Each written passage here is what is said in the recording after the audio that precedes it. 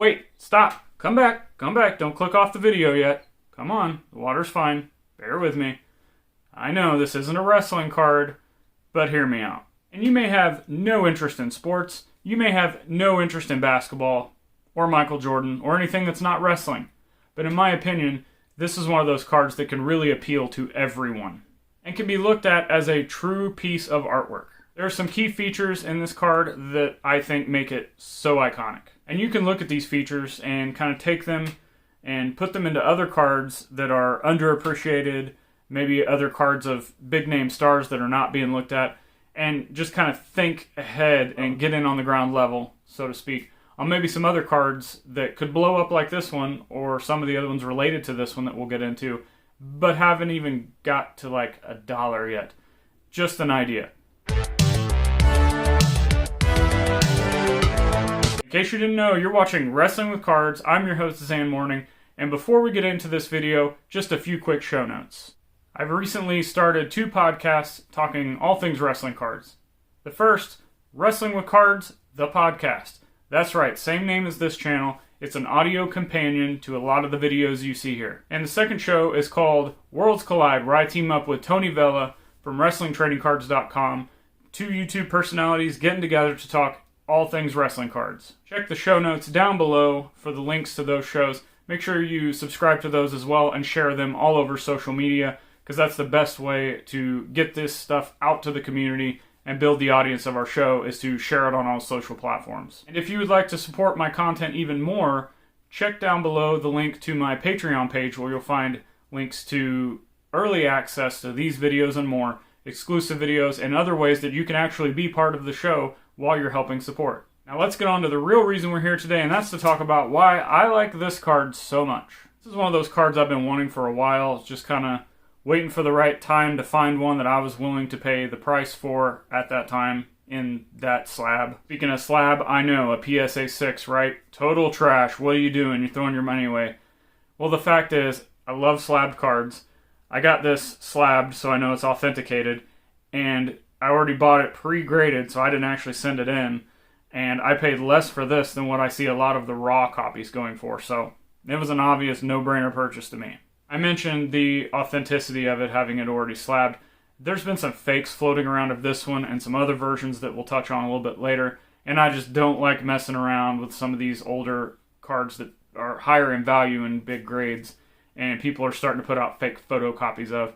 Some of that stuff I'm not really here to mess with, so I'll just go ahead and buy it slabbed even if it's in a lesser condition. And I've talked a lot about how I don't care so much about the grade of the card. I know people get hung up on their PSA 10s and 9s and whatever, and that's cool. If you can afford that, if you have those, that is, I mean, that's what we should all strive for, is the highest grades we can get.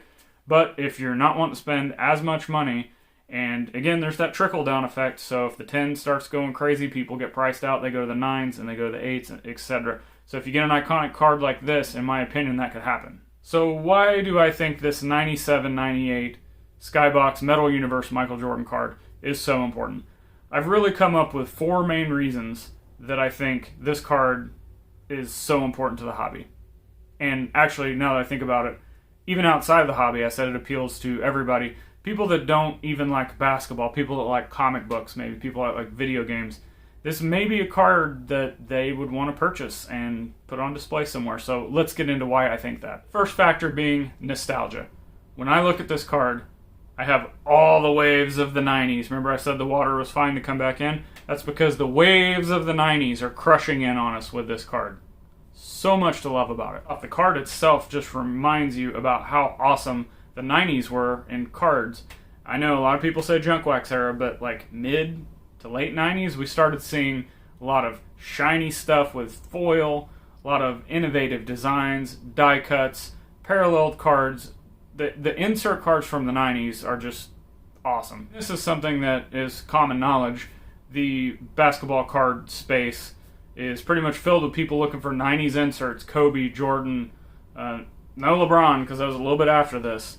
Iverson, Shaq, Rodman. Personally, I'm into the Shaq and Rodman stuff. You guys know that. Some of those other, Tim Duncan, David Robinson, Pippen. There's some other like player collectors that will pay ridiculous amounts of money for these 90s insert basketball cards. Speaking of space, let's talk Space Jam. Let's all play fair.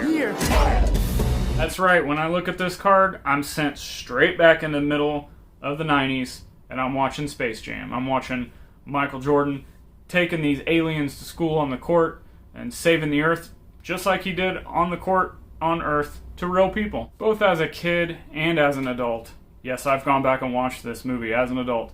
I'm not the biggest fan of the movie, but it's entertaining, it's fun, and just as I said, this card sent me back there. Sometimes that's all you need to bring back memories. The card also brings me back to my love of video games in the 90s. What? How? How does this card have anything to do with video games? Well, who remembers games like this? He's on fire! Or games like this? Kung Fu Shack Style for Sega Genesis and Super NES. Or most importantly, this. Look at this card, it just reminds me of playing countless hours of NBA Jam, as well as other games, and as the ones I mentioned, such as Shaq Fu and Chaos in Windy City. I think most gamers hate on these games, and that's fine. But when I was a kid growing up and I saw these games of these iconic sports stars that I just thought were awesome on the court, to see them in a fictional game and story, it was just awesome to me. And anytime I could see real-life athletes portrayed as superheroes, whether that was in video game form, comic book form, or cardboard form with artwork, it just really bridged the gap for me between comic book culture and sports culture at that time, because I was also really into like Marvel trading cards, action figures, and comics at that time growing up, which also ties in with wrestling because it's real athletes with fictional characters going perfectly together. So all of this stuff is right up my alley. Also, speaking of Chaos in the Windy City and Shaq Fu, there are trading cards featuring Michael Jordan and Shaq as game form or promotional pieces that went with the games. You can go check those out if you want. Just check on eBay. They'd be really cool pieces to add to your collection. I mentioned nostalgia really being a driving factor for me in this card, but I also think nostalgia, and this isn't news to anybody, may be propelling the entire card market right now. Well, that and the money that there is to be made. And speaking of money, I feel like this is a pretty safe place to park an amount of money that you can part with right now. It's Michael Jordan. It's an iconic card from an iconic set, so I think it's safe. But that leads into a next point I have, and that is Michael Jordan being one of the greatest athletes of all time. Growing up, I was not a Michael Jordan fan. I was an Orlando Magic fan by default because I was a Shaq player collector, and I was a huge fan of Shaq in general. But even I couldn't deny, and no one can deny, that Michael Jordan is one of the greatest of all time across any sports platform. Coincidentally, he's also one of the greatest of all time at driving hobby prices and driving hobby popularity. Other names that I would put into the greatest of all time when it comes to cardboard relevancy would be Kobe, LeBron, of course Michael Jordan, Hulk Hogan, Tom Brady. You want to put Mantle up there, you can if you're into baseball, Charizard, and Black Lotus. All of those names I mentioned, their key cards are kind of cornerstones of the hobby. It's cards that people from every walk of life want in their collection because they're just so iconic. But for many, a lot of these key iconic cards are either unattainable because of cost or unattainable because they just don't surface that often, even if they have the money to buy it. I'm a firm believer that this could be one of those iconic Michael Jordan cards in time. And we did see a recent run-up in 2020 during the Last Dance documentary of this card. So we've seen it go high and then it drop back down. Is this like crypto? Do we see it go up and then back down? And then up even higher and back down a little bit, but not where it was, and then back even higher? Not sure. But another reason I think this card is going to be iconic and kind of surpass some other 90s inserts Jordan cards, maybe be into the top 5 to 10 category, if it's not already, is the fact of its relation with the precious metal gems. Very briefly touched on the precious metal gems in the Hulk Hogan Collector Spotlight because that's my favorite Hulk Hogan card of all time, that PMG, that pink just pops. It's amazing. You can go check that out there. The Michael Jordan precious metal gems are one of the most sought-after cards within the basketball card community. And you rarely see them. And when you do see them, they're either fake, remember I talked about fakes earlier, or they're so astronomically priced that again, you're priced out, unattainable. So we're looking at a parallel card that's essentially unattainable for the average person. What could they look at next? This card. This 97-98 Skybox Metal Universe Michael Jordan card that we're looking at and talking about today. Yes, that's right, it is a base card. This card is the exact same design as the PMGs, just that the PMGs are numbered, and then they have this solid green or the solid red in the background. I personally like this card more. I like the differentiation of the colors with the background, the space. You can tell the fire on the ball as Jordan's soaring through space. So personally, I like this card better. But I get it that the rarity and scarcity I'm constantly talking about, that yes, it drives it. But again, if you can't afford the PMG or can't find them, this is a fantastic alternative. I talk about this all the time. I've probably said it 500 times already in this video. Last video I probably said it about 1,000,000 times. Trickle down effect. People want the Jordan rookie. Can't afford it, can't find it in the grade they want. They want the PMG. Can't find it. If they do find it, it's either fake or they can't afford it. So people start looking for that next thing because of the trickle down effect. They get priced out of something, they look to the next thing that's going to blow up. They get priced out of that, they move, or can't find it, they move on to the next thing.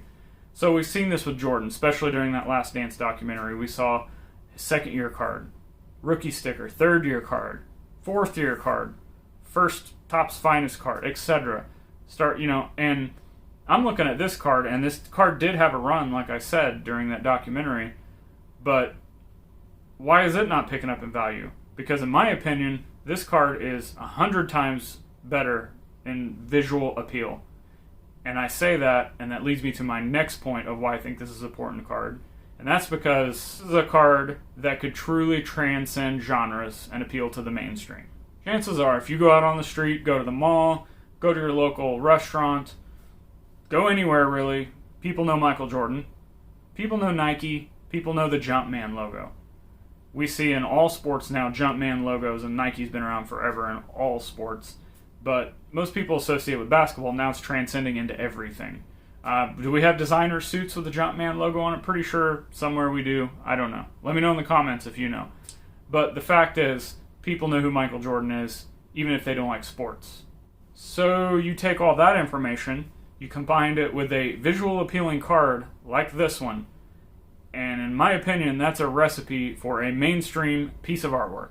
We often hear sports cards talked about in the same space as works of art, pieces of art, displayed on the wall, displaying cards on the wall, or in a display case. And I feel like this truly is a work of art. I feel like even if you're not a sports fan, you don't know basketball, probably know Michael Jordan, but you just don't care about cards, you don't care about sports. I have a feeling that if this card was displayed nicely somewhere, in a showcase, in an art gallery on a wall, and someone's living room just, put up really nicely, I feel like the average person who doesn't know anything about sports, but might know Michael Jordan, would stop and look at this card, and look at all the details in it. This is an icon, this is an image in cardboard form that I feel like could appeal to the masses. And that's what's awesome about sports cards and trading cards in general. And I think something like this put in, a non-sports fan's face, so to speak, on display very nicely, I think that would make them then understand why trading cards are art, trading cards are valuable, trading cards are fun. And sure, I think this makes it a little bit more valuable in the long term. And sure, I like the paydays when I sell these cards. I don't know when or if I would sell this one. Everybody's got a price, I guess. But when you have a card like this that people can just look at, they don't need an explanation of why it's cool. They don't need an explanation of why it's important. The average person can look at it and be like, oh, that is a cool looking card. I think you've got a huge winner on your hands. This type of thinking is just how I approach all trading cards and all genres of trading cards, as well as other collectibles. So I hope you enjoyed this video today. I hope I've given you some insight on why I like this card and maybe some bits and pieces that you can take out of this and apply it to other cards within the hobby. Thanks for checking out the video. If you haven't already, hit that subscribe button. Give me a thumbs up. Make sure to share it on all social platforms.